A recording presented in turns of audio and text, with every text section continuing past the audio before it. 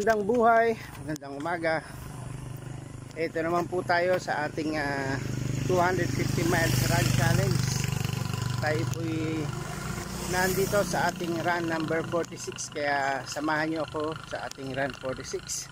So ngayon ang update dito po sa amin sa Camarines Sur ay tahimik na po ang bagyo, ang baha tahimik na. Ngayon po ay puro clearing operation na.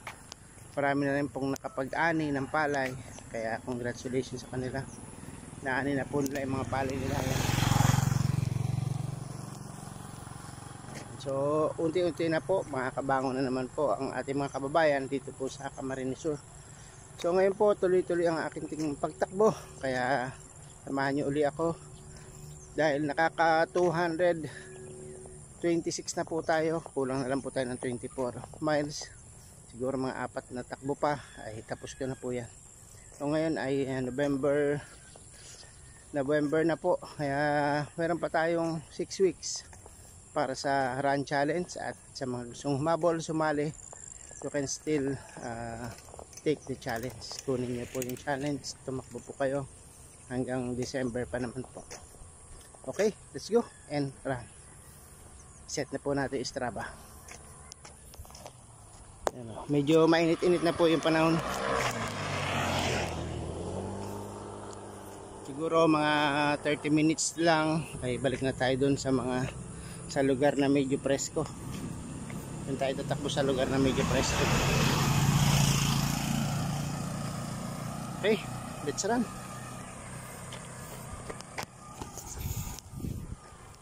Hindi pa po masyadong mainit yung araw.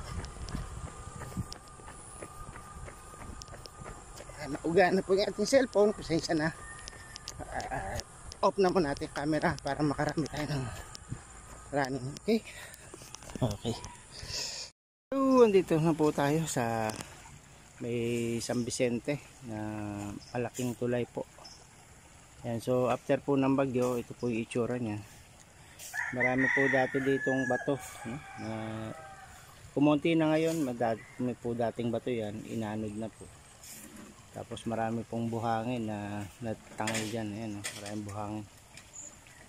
So yun po yung ating highlight ngayon. After po ng bagyo, sa ating pagtakbo ay napadaan tayo dito sa San Vicente Bridge. Ito po yung pagtawid niya. Sobrang lalim po nito. Pero ito po hindi naman ito napuno ng tubig baha. Hindi po ito napuno ng tubig baha dahil mataas na po itong lugar na to. Pabundok na po ito. Kita nyo, sobrang lalim po. Yan, so tuloy na po tayo sa pagtakbo. Nagpahinga lang tayo ng konti dito. Ito po, bigyan ko po ng highlight po ito. Ito po sa may packet po sa Antipolo dito sa San Vicente. Meron pong nag-landslide dito. Ito po yung mga lupa. Makita niya po ito galing sa taas ng bundok. Yung mga bunot po na saging. Ayan. Ito po yung aftermath ng bagyo Christine. Marami pong saging na bunot. Lalaki po na ugat. Tapos may mga boulder na bato. Sobrang lalaking boulder na bato na umanod. Ayan, kita niyo, dalawang boulder na bato na sobrang lalaki. Parang bahay na po, ang laki niya. Ay, galing po yan sa bundok. Yan. So yan po yung mga i-highlight natin ngayon sa ating pagtakbo. Mga nadaanan po natin dito sa ating path papunta po sa San Vicente at Antipolo. Okay, patuloy lang tayo sa pagtakbo para makarami po tayo ng miles natin.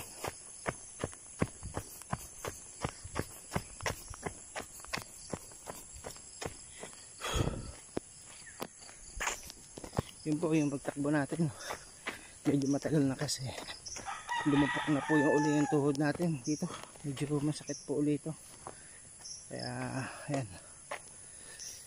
dahan-dahan po, tsaka wag natin pwersahin. Okay. Ayan, shoutout kay si Kuya Isko. Kumusta na kaya natin si Kuya Isko? Tumatakbo rin kaya si Kuya Isko. Ayan guys, tatakbo na ulit tayo. Pabalik na tayo doon.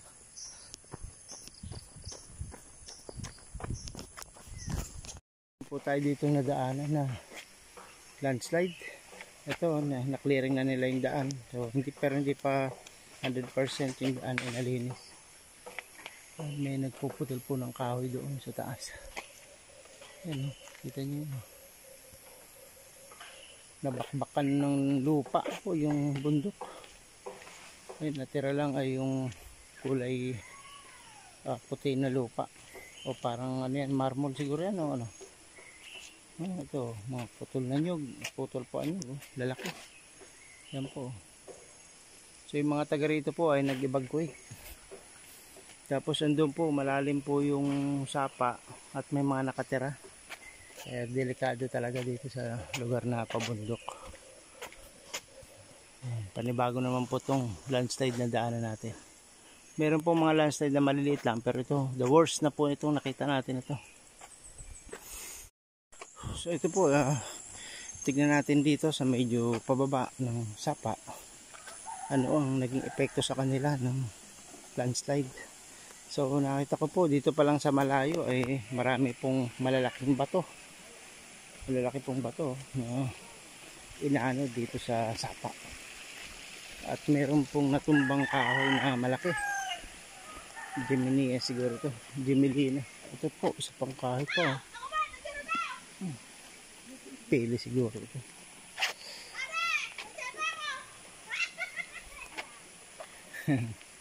Ito po yung bahay nila. Mga nakatira po dito sa tabing ilog. Ay dami pong bato. Nakakagulat po itong napakaraming bato na to na naiwan dito. Yan, nakita nyo guys.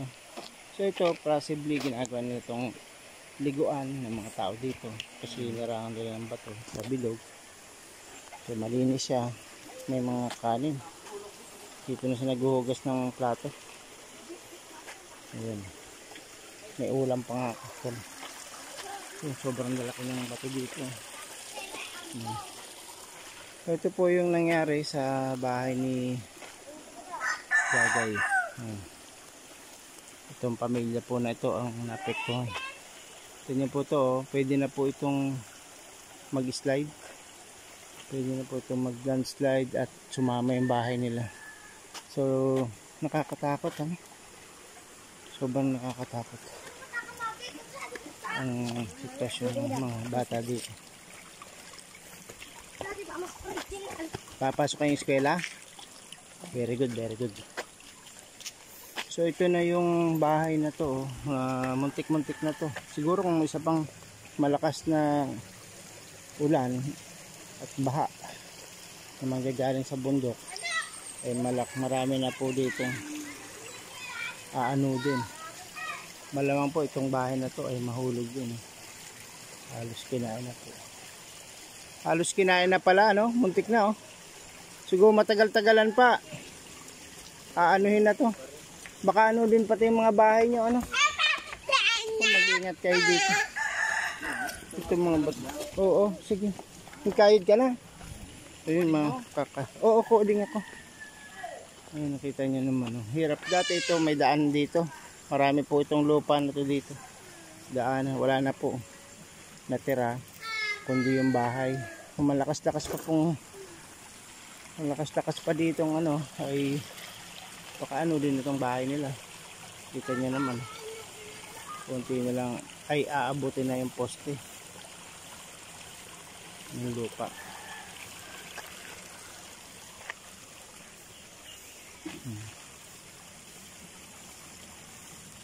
Di ba kayo natakot dito? Umalis ba kayo dito nung bumabagyo? Pumunta kayo sa bayan? Saan ang bahay nyo? Di ba doon kayo? Hindi naman kayo doon inabot? Inabot din. So ingat kayo ha, ingat kayo dito. Kaya po nananawagan po sila na sana ay itong ma-rehabilitate itong lugar na ito, no? Dahil pinamamahayan po nila ito. Ito po isang habitat place. Pero sabi ko nga, parang hindi naman siya magandang tirahan dahil tabing bundok, lupa na pwedeng mag-landslide. Isang malakas lang na bagyo malakas na unos, malakas na ulan. Kapati po itong dalawang bahay na ito na tinitirhan nila Tata Edgar at ni Vilma ay ano din naman. So, di ba? Sobrang nakakatakot. Yan po, hanggang dito na lang po yung ating video para dito sa pamilya na muntik ng ano din ang kanilang bahay. Dapat po ito ay magawa ng solusyon.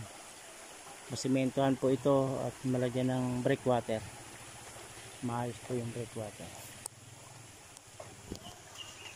Ayan, nakatapos na po tayo ng ating Run 46 at nakaipon po tayo ng 4.71 miles. Tsaka po yung ating oras ay 1 hour 5 minutes. Ayan. So kung i-add po yan sa ating naipon na 260, meron na po tayong 264 something. Ayan. 224. Okay. So ngayon po gusto ko pong bigyan ng update ang ating natutulungan. Magko-condolence po tayo sa mga dilo ko pong manonood, sa Team Royal Lipat, sa Team Masipag, Team Kapuso. Isang malungkot po na balita. Yung tinulungan po natin sa Santa Maria Iriga, si Tatay Nacario, ay pumanaw na po. Pumanaw na po si Tatay Nacario. Tapos po meron din pong isang nakaburol na ililibing ngayon, yung isa po na rin natin natulungan na may sakit sa puso, si Lola Tuyin. So condolence po sa kanila. May your spirit and soul rest in peace, always in our Lord God's hands. So isang malungkot po ngayon na araw. Ayan, so tuloy-tuloy po, laban lang sa ating buhay.